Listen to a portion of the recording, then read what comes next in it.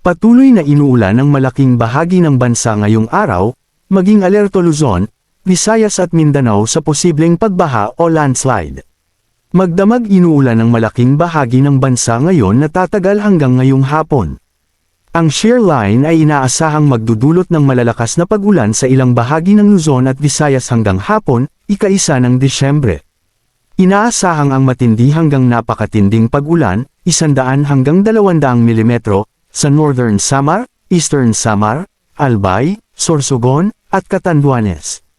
Habang katamtaman hanggang malakas na pag-ulan, 50 hanggang 100 mm, ang posible sa Quezon, Laguna, Batangas, Oriental Mindoro, Marinduque, Romblon, Camarines Norte, Camarines Sur, Masbate, Aklan, Samar, Biliran, Leyte, at Southern Leyte.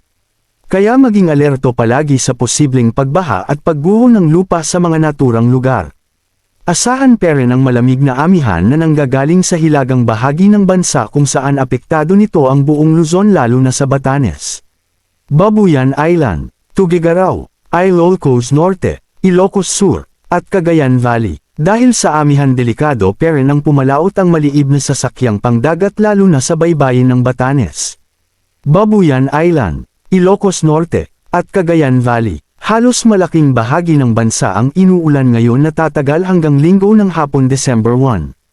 May malalakas hanggang katamtamang pag-ulan ang mararanasan sa halos buong bansa kaya maging alerto sa banta ng pagbaha o landslide. Samantala na itala ang pinakamababang temperatura sa Baguio City, Tanay, Malaybalay, Abucay, at Quezon City. Yan ang nga lugar kung saan naitala ang pinakamababang temperatura sa ating bansa. Samantala may mga kumpol ng Colapan sa silangang bahagi ng bansa kung saan dito nabubuo ang low pressure area o potential na bagyo. Posibleng mabuo ang isang aktibong low pressure area sa unang linggo ng December kung saan posible itong maging isang ganap na bagyo.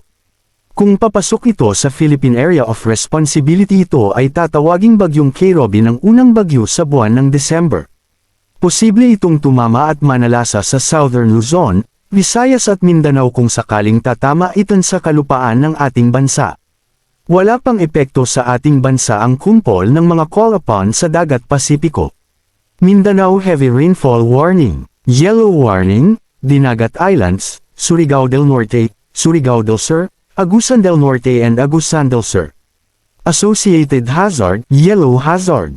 Meanwhile, moderate to heavy rains affecting Zamboanga del Norte, Zamboanga Sibugay, Zamboanga del Sur, Bayog, Laicud, Kumalarang, Tigbao, Lanao del Norte, Nunungan, Sapad, Iligan City, Lanao del Sur, Maguindanao del Norte, Bukidnon, Misamis Oriental, Davao Occidental, Surigao del Sur, Agusan del Sur, Davao del Norte, Davao Joro, Mabini, North Cotabato, Makilala, City of Kidapawan, Magpet, Tulunan, Maguindanao del Sur which may persist within 2 hanggang 3 hours and may affect nearby areas.